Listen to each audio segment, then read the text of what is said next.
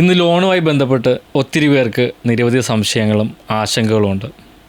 അതിനെല്ലാം പരിഹാരമായിട്ടാണ് the loan coach എന്ന ഈ ഒരു ചാനൽ നിങ്ങൾക്ക് മുന്നിലേക്ക് എത്തുന്നത്. ലോൺ കോച്ച് എന്ന ചാനലിലേക്ക് നിങ്ങൾക്ക് ഏവർക്ക് സ്വാഗതം. Hi sir, welcome. Hi sir, എന്തുകൊണ്ടാണ് ദ ലോൺ കോച്ച് എന്ന ഈ ഒരു ചാനൽ? ഈ ലോൺ കോച്ച് എന്ന യൂട്യൂബ് ചാനലിൻ്റെ ഒരു കൺസെപ്റ്റിൻ്റെ പിന്നിലെന്ന് വെച്ചാൽ ഇന്ന് നമുക്ക് എല്ലാവർക്കും, ഇപ്പോൾ കേരളത്തിലല്ല ലോകത്തിലെ എല്ലാവർക്കും തന്നെ എങ്ങനെ ലോൺ എടുക്കണമെന്ന് അറിയില്ല. എവിടെ നിന്ന് ലോൺ എടുക്കണമെന്ന് അറിയില്ല, ഏത് തരത്തിലുള്ള ലോൺ എടുക്കണമെന്ന് അറിയില്ല. ഇതിനെ നമുക്ക് ഒന്ന് എൻ്റെ അറിവ് വെച്ചിട്ടും പരിചയം വെച്ചിട്ടും മറ്റ് ആൾക്കാരിലേക്ക് എത്തിക്കുക എന്ന ഉദ്ദേശത്തോടുകൂടിയാണ് നമ്മൾ ഈ ലോൺ കോച്ച് എന്ന സ്ഥാപനം നമ്മുടെ ഇവിടെ ആരംഭിക്കുന്നത്. ഇപ്പോൾ ലോണുമായി ബന്ധപ്പെട്ട് 20 വർഷത്തെ ഒരു നീണ്ട പാരമ്പര്യം സാറിനുണ്ട്. അതുപോലെ തന്നെ RFSI എന്ന ഒരു സ്ഥാപനത്തിൻ്റെ സാരഥി കൂടിയാണ്.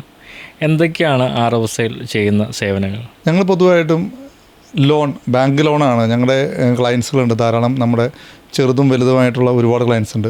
അവരുടെ ബിസിനസ്സിന് യോജ്യമായിട്ടുള്ള ലോൺ തരപ്പെടുത്തി കൊടുക്കുക എന്നുള്ളതാണ് നമ്മൾ ചെയ്തുകൊണ്ടിരിക്കുന്നത്. നമ്മൾ ലോൺ എന്ന് പറയുമ്പോൾ നമ്മൾ ശ്രദ്ധിക്കേണ്ട ഒരു കാര്യം എന്ന് പറഞ്ഞാൽ, ലോൺ എന്ന് പറഞ്ഞാൽ ഫണ്ടാണ്. ഫണ്ടിൻ്റെ ലോൺ എടുക്കുക എന്ന് പറയുന്നത് ഫണ്ട് വരിക എന്നുള്ളതാണ്. ഈ ഫണ്ട് ഉപയോഗിച്ച് നമ്മൾ എന്താ ചെയ്യുക? നമ്മൾ മെഷീനറി വാങ്ങുന്നു, ബിൽഡിങ് പണിയുന്നു, അല്ലെങ്കിൽ റോ മെറ്റീരിയൽ വാങ്ങാൻ നമ്മൾ ചിലവാക്കുന്നു, കടം കൊടുക്കാൻ ചിലവാക്കുന്നു. ഇത് ക്യാഷ് ഔട്ട്ഫ്ലോ ആണ്. ഇത് നമ്മൾ മുടക്കി കഴിഞ്ഞ് കഴിയുമ്പോൾ നമ്മൾ റവന്യൂ സെയിൽ നടത്തുന്നു. അത് ക്യാഷ് ഇൻഫ്ലോ ആണ്. ഇതിൽ നിന്ന് കിട്ടുന്ന ലാഭം വെച്ചിട്ട് നമ്മൾ സാലറി കൊടുക്കുന്നു, മറ്റ് ചിലവുകൾ നടത്തുന്നു, ലോൺ അടയ്ക്കുന്നു.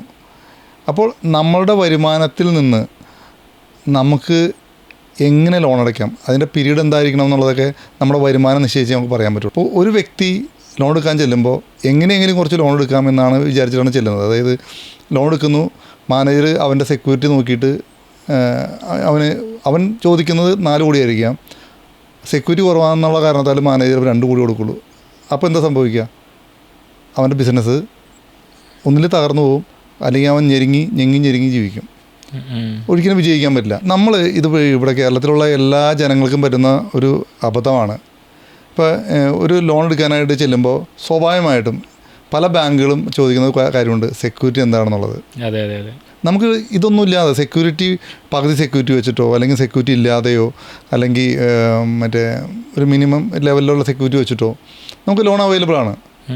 അപ്പോൾ അത് ഏത് ബാങ്കിൽ നിന്ന് കിട്ടുമെന്ന് ഒരു കസ്റ്റമർ ബിസിനസ് ചെയ്യാൻ തീരുമാനിച്ചു കഴിഞ്ഞാൽ അവൻ്റെ കോർ ഏരിയ എന്താണ്? അവൻ്റെ ബിസിനസ്സാണ്. ലോൺ എടുക്കുക എന്നുള്ളത് അവൻ്റെ ബിസിനസ്സല്ല, അത് ബിസിനസ് സഹായിക്കുന്ന ഒരു ഘടകമാണ്.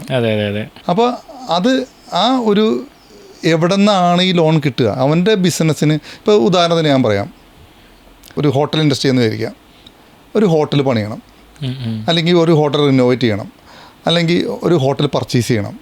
ഇപ്പോൾ പൊതുവെ ഒരു ബാങ്കിൽ നമ്മൾ സമീപിച്ച് കഴിഞ്ഞാൽ, സാധാരണ ഒരു നിലയിലുള്ള ബാങ്കിൽ സമീപിച്ച് കഴിഞ്ഞാൽ ഞാൻ പറയും, അവൻ്റെ ലോൺ ചോദിക്കുന്നത്, മാനേജർ പറയും നമുക്ക് മാക്സിമം 7 വർഷം അവൻ്റെ റീപേയ്മെൻറ്റ് പീരീഡ് വയ്ക്കാം, അല്ലെങ്കിൽ അവന് 10 വർഷം വയ്ക്കാം, അവന് 12 വർഷം വയ്ക്കാം. പക്ഷേ ഇന്നും ജനങ്ങൾക്ക് അറിയാത്തൊരു കാര്യമുണ്ട്. 20 വർഷം വരെ ടെനർ, അതായത് അവൻ്റെ തിരിച്ചടവ് കാലാവധി കിട്ടുന്ന അനുവദിച്ച് കൊടുക്കുന്ന ബാങ്കുകൾ ഇന്ന് ഇവിടെയുണ്ട്. അത് ജനങ്ങളിലേക്ക് എത്തുന്നില്ല, ഈ ഇൻഫർമേഷൻ എത്തുന്നില്ല. ആ ഇൻഫർമേഷൻ എത്തിക്കുക എന്നുള്ളതാണ് ഈ ലോൺ കോച്ചിൻ്റെ ലക്ഷ്യം. ഇപ്പോൾ നമ്മൾ 20 വർഷമായിട്ട് ഒത്തിരി ക്ലയൻറ്റുകളെ നമ്മൾ ഈ കാലഘട്ടത്തിൽ സർവീസ് കൊടുത്തിട്ടുണ്ടാകും. അപ്പോൾ അതിൽ തന്നെ നമ്മൾ മേജറായിട്ട് ചെയ്യുന്ന സർവീസുകൾ, ഉദാഹരണത്തിന് പറയുകയാണെങ്കിൽ നമ്മൾ കൊടുക്കുന്ന ലോണുകൾ, നമ്മൾ പ്രയോറിറ്റി കൊടുക്കുന്ന ഏത് ലോണുകൾക്കാണ്? അത് എൻ്റെ പ്രയോറിറ്റി എന്ന് പറയാൻ പറ്റില്ല. ഞങ്ങളെപ്പോഴും ക്ലയൻറ്റിൻ്റെ പ്രയോറിറ്റിയാണ് കൊടുക്കാറ്. നമുക്ക് കിട്ടുന്ന റവന്യൂവിൽ നിന്നായിരിക്കണം നമ്മളുടെ ചിലവുകളെല്ലാം തന്നെ. അത് കൂടിക്കഴിഞ്ഞാൽ ആ ബിസിനസ് അവിടെ നിൽക്കും.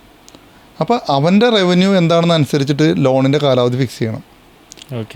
അത് ഫിക്സ് ചെയ്തിട്ട് ലോൺ എടുക്കാവൂ. അല്ലാതെ തോന്നിയ പോലെ പോയിട്ട് ഒരു ബാങ്കിൽ പോയി ലോൺ എടുത്ത് കുറച്ച് സെക്യൂരിറ്റി കൊടുത്ത് ലോൺ എടുത്താൽ അത് ഒരിക്കലും ആ ബിസിനസ് നിലനിന്ന് പോവില്ല. നമ്മൾ ഇത്ര വർഷത്തെ എക്സ്പീരിയൻസിൽ ഞാൻ എക്സ്പീരിയൻസ് ചെയ്ത കാര്യങ്ങളാണ്.